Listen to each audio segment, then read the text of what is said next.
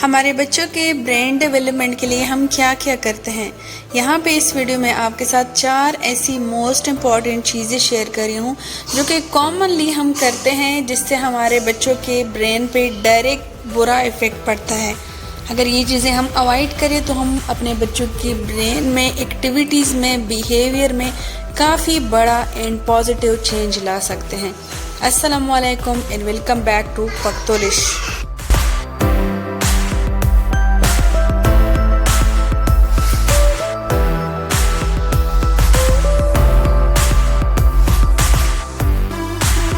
तो जी, हर माँ की कोशिश होती है कि अपने बेबी के लिए ऐसे प्रैक्टिसेस करें जो कि उनके ब्रेन को फ़ायदा दे, लेकिन जाने अनजाने में हमसे ऐसी कोताही, ऐसी गलती या लापरवाही हो जाती है जो कि बच्चों के ब्रेन पे बहुत बुरा इफ़ेक्ट डालती है। ये बुरा इफ़ेक्ट ना सिर्फ बच्चों की ब्रेन डेवलपमेंट को स्लो डाउन करती है, बल्कि कहीं पे भी ये कहीं ना कहीं ब्रेन को 100% डैमेज भी कर सकती है, यानी इसका 100% नेगेटिव इफ़ेक्ट भी आ सकता है। तो चलिए जी, शुरू करते हैं ये चारों पॉइंट्स। फर्स्ट पॉइंट पे बात करते हैं जो कि आपने लास्ट तक सारे पॉइंट्स गौर से सुनने हैं। तो फर्स्ट पॉइंट पे बात करते हैं जिसे कहते हैं शेकन बेबी सिंड्रोम। शेकन बेबी सिंड्रोम वो चीज़ है जो आपके बच्चे को 100% डैमेज भी कर सकती है, या फिर इसके कुछ और भी सिम्टम्स हैं। कुछ और सिम्टम क्या है, पहले सिम्टम्स पे बात करें, फिर इसके बाद ही इसके इलाज पे बात करते हैं। अच्छा जी, पहले ये जान लें कि शेकन बेबी सिंड्रोम होता क्या है। शेकन बेबी सिंड्रोम, जब एक न्यूबॉर्न बेबी होता है, हम लोग क्या कहते हैं, उनके साथ खेलने के लिए उन पे बहुत प्यार आ रहा है तो उनको इस तरीके से बहुत तेज़ तेज़ हिलाते हैं और वो बेबी जो है वो कहे मारता है, हैप्पी होता है। तो ये जो है, ये बच्चों के जो ब्रेन वेसल्स होते हैं वो बहुत ज़्यादा वीक होते हैं। अच्छा जी, इस स्टेज पे तो क्या होता है, बच्चे का ब्रेन बच्चे के स्कल से, बच्चे के जो सर की दीवार है उससे टकराता है, जिससे बच्चे का ब्रेन जो है टकरा के समटाइम्स ऐसा हो जाता है कि वो ब्रेन वेसल्स फट सकते हैं, उससे ब्लीडिंग हो सकती है और ये बच्चों के दिमाग में फैल सकती है, जिससे कुछ बच्चों की जो बहुत सीरियस केसेस में डेथ भी काज हो सकती है। कुछ ऐसे सिम्टम्स भी होते हैं नॉर्मली जो कि बच्चों में देखे गए हैं। वो ये है कि बच्चा नॉर्मली इन कंडीशन में जब डैमेज आ जाता है, थोड़ा बहुत, यानी कम, 100% नहीं, कम डैमेज आ जाता है, तो ये सिम्टम्स देखे गए हैं। बेबी को झटके पड़ते हैं, यानी झटकों की बीमारी लग जाती है और उसके दिमाग पे इफ़ेक्ट हुआ होता है। ये बच्चे को ब्रीथिंग इश्यूज़ उसके बाद फील होते हैं। यह बच्चा डेली वोमिटिंग करता है और वो वोमिटिंग स्टॉप नहीं होती, या फिर बच्चे जो है वो गुनूदगी होती है उस पर, ज़्यादातर स्लीपिंग ही करता है, यानी कि बच्चा कम ही उठता है। लॉन्ग टर्म इसके इफ़ेक्ट जो होते हैं, इसमें सिर्फ शॉर्ट टर्म इफ़ेक्ट नहीं होते, लॉन्ग टर्म इफ़ेक्ट भी होते हैं। लॉन्ग टर्म इफ़ेक्ट क्या है, बच्चा जो है कम्युनिकेशन डिले सीखता है या बहुत ज़्यादा कम कम्युनिकेशन करता है, सही से बोल नहीं पाता, या फिर ब्रेन जो है, समटाइम्स आपने देखा होगा कि बच्चे का ब्रेन जो होता है, वो बच्चा बड़ा ग्रो कर जाता है लेकिन ब्रेन छोटे बच्चे वाला होता है, यानी ब्रेन जो है वो ग्रो नहीं कर पाता सही से। क्या ये भी होता है कि बच्चों में कोई समझ बूझ नहीं होती कलर्स की या एक दूसरे की, या फिर अपने रिश्तेदारों को एक बार देख लेता है, 2 बार मिल लेता है, अब कुछ दिन वो नहीं मिला तो उनको पहचान ही नहीं पाता। इस तरह समझ बूझ भी हासिल नहीं होती चीज़ों के बारे में, लोगों के बारे में आइडेंटिफाई नहीं कर पाता।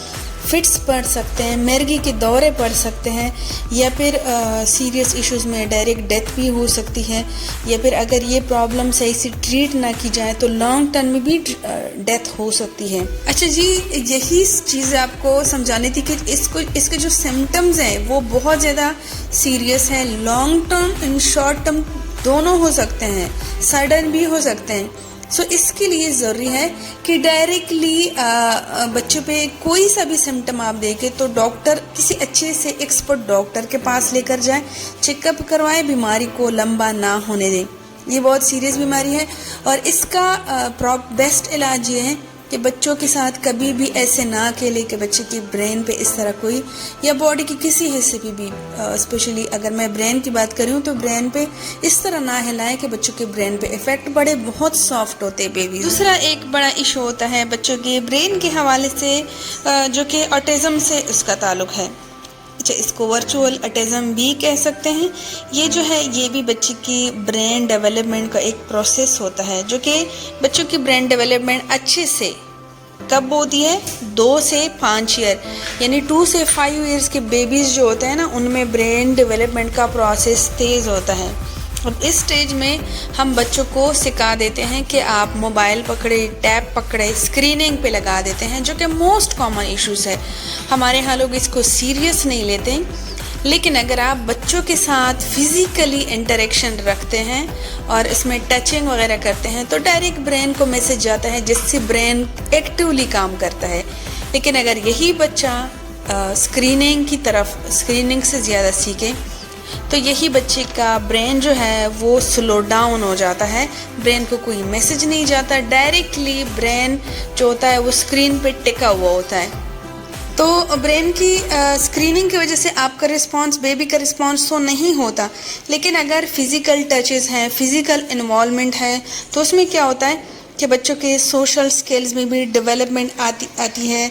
बच्चों को आई कांटेक्ट जो होता है वो सही हो जाता है। स्क्रीनिंग में बच्चा आई कांटेक्ट लूज़ कर जाता है, नहीं सीख पाता, बच्चा रिस्पॉन्स सही से नहीं दे पाता, बच्चों को नाम से पुकारे वो जवाब नहीं दे पाता, फिज़िकली इस दुनिया से इन टच में इतना नहीं रहता जो बच्चे 2 से 5 ईयर्स तक स्क्रीनिंग के आदी हो जाते हैं। तो इसको वर्चुअल ऑटिज्म कहते हैं। इस केस में बच्चों को ज़्यादा से ज़्यादा केयर करवाइए, स्क्रीनिंग से स्पेशली इस एज में बच्चों को दूर करवाइए, बिल्कुल भी आदी ना करवाइए, फिजिकल चीज़ों में बच्चों को ज़्यादा इन्वॉल्व करें। अच्छा जी, ये हो गए 2 पॉइंट्स जो कि मोस्ट इम्पॉर्टेंट पॉइंट्स हैं। इसके बाद मैं आपको सिंपल आपके घर की कम्युनिकेशन के हवाले से एक पॉइंट शेयर करना चाहती हूँ। रिसेंट रिसर्च थी जिसमें बच्चों के हवाले से कहा गया था कि अगर हम बच्चों को कहते हैं कि ये नहीं करें, डोंट डू दैट, या इस चीज़ को टच नहीं करें, यानी हम नेगेटिव साइड पे बच्चे को समझाएं, इस चीज़ को हाथ नहीं लगाओ, ग्लास रखो इसको हाथ नहीं लगाओ, पानी नहीं गिराओ, तो बच्चा वो चीज़ आपके सामने तो नहीं करेगा। अगर प्रेशराइज हो गया, आपकी गैर मौजूदगी में मस्ट करेगा, कोई ज़रूरत भी उसको नहीं होगी तब भी करेगा। तो इसके लिए ये उसमें कहा गया था, उस रिसर्च में कहा गया था कि इससे बेहतर है कि हम नेगेटिविटी पे लाएं, नेगेटिव अंदाज में कहें, हमें पॉजिटिव अंदाज में बच्चों को कहें तो इसकी ज़्यादा शरह है कि बच्चा अच्छे से समझता है और आपकी बात मानता है। यानी अगर आप बच्चे को कहते हैं कि ये काम नहीं करो, ये गलत है, तो बच्चा नहीं समझेगा। अगर आप बच्चे को कहे कि ये करे, ये अच्छी बात है, ये अच्छी चीज़ है, आप ग्लास को टेबल पे रखें, ये अच्छा काम है। अगर बच्चा चीज़ें उठा रहा है तो आप उसको कहें कि ये चीज़ें किचन में रखते हैं, किचन में रखने से ये अच्छी आदत बन जाती है। तो इस तरह अगर हम नहीं का वर्ड निकाल दें और पॉजिटिविटी की तरफ आए तो बच्चों में पॉजिटिविटी की रेशियो बढ़ जाती है। ये एक रिसर्च की गई बच्चों पे जिसके इफ़ेक्ट्स बहुत अच्छे सामने आए थे। तो आप भी ये चीज़ ट्राई कर सकते हैं। वाकई बच्चों को अगर कहें कि ऐसा नहीं करे तो वो मस्ट वही करते हैं। लास्ट पॉइंट बहुत ज़्यादा इम्पॉर्टेंट है, आपने इसको समझना है। आपके घर का, पेरेंट्स का पॉइंट है वो ये है कि कॉमनली हमने देखा है, आपने देखा है कि पेरेंट्स में किसी न किसी का कोई एक फेवरेट होता है। यानी जैसे कॉमनली मैंने देखा है तो पेरेंट्स को पहला बच्चा ज़्यादा अजीज़ होता है या फिर पेरेंट्स को लड़का, बॉय ज़्यादा अजीज़ होता है। समटाइम्स ये केस जो है ये चेंज भी हो सकता है। समटाइम माँ को बेटा ज़्यादा पसंद होता है। अच्छा, अमूमन क्या होता है, माँ को जो छोटा बच्चा होता है जो उसकी गोद में होता है वो ज़्यादा अजीज़ होता है। तो कभी भी बच्चों में फेवरेटिज़म ना रखें। जैसे कहा जाता है, बाप कहता है ये मेरा बच्चा है और माँ कहती है ये मेरा बच्चा है। इससे क्या होता है, इसके बहुत बड़े नुकसानात होते हैं। साइकोलॉजिकल इशू है ये, और ये बच्चों में साइकोलॉजिकल प्रॉब्लम क्रिएट कर सकता है। किस तरीके से, एक साइकोलॉजिकल रिसर्च थी, उसमें ये पॉइंट्स दिए गए थे कि इसमें फेवरेटिज्म की बात आती है, कोई एक फेवरेट हो जाता है तो क्या होता है कि दूसरा जो बेबी है जो फेवरेट नहीं है और कोई एक आपका बहुत फेवरेट है, तो फेवरेट बच्चे से बाकी बच्चों की चिढ़ हो जाती है। चिढ़ किस तरह हो जाती है? वो उससे हसद करने लग जाते हैं या उनको नुकसान पहुंचाने के दर पे लग जाते हैं कि उनको नुकसान पहुंचाए। ये क्यों मेरी, सपोज़ एक बच्चा माँ का ज़्यादा फेवरेट है तो बाकी बच्चे कहते हैं कि ये क्यों मेरी माँ का ज़्यादा फेवरेट है। सेकेंडली, पेरेंट्स से उनकी जो कम्युनिकेशन है या कनेक्शन है वो ख़त्म हो जाती है। बच्चा कहता है कि वैसे भी ये मेरी माँ ने सुनना ही नहीं है तो मैं क्यों इस पे टाइम वेस्ट करूँ। सो माँ और बाकी बच्चों के बीच में दूरी आ जाती है। हेटरेट भी, नफ़रत भी पेरेंट्स और बच्चों के बीच में आ सकती है और उन्हीं बच्चों की, वो छोटे वाले बच्चे से भी नफ़रत आ सकती है। तो इस चीज़ से बचने के लिए कभी भी फेवरेटिज़म नहीं होनी चाहिए। दोनों बच्चों को सेम वे में सेम हगिंग होनी चाहिए, डील करना चाहिए। समटाइम बड़ा बच्चा ज़्यादा सेंसिटिव होता है और उस चीज़ को फील करता है कि छोटों को ज़्यादा हगिंग होती है, मेरी नहीं होती। तो इस चीज़ का ख्याल रखें। चीज़ें डायरेक्टली बच्चे के ब्रेन से कनेक्शन रखती है। तो इन चारों चीज़ों को आपने समझना है और इसको फॉलो करना है। आपके बच्चों की ब्रेन का ताल्लुक सिर्फ ये नहीं कि बच्चों के दिमाग में कुछ बादाम डाले तो बच्चे का दिमाग बढ़ गया।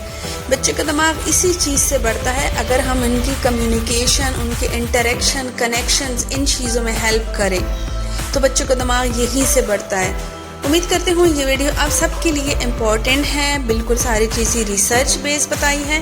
वीडियो अच्छी लगी हो तो लाइक ज़रूर कीजिए, चैनल को भी सब्सक्राइब कीजिए। अपने बच्चों का बहुत सारा ख्याल रखिए। अल्लाह हाफिज़।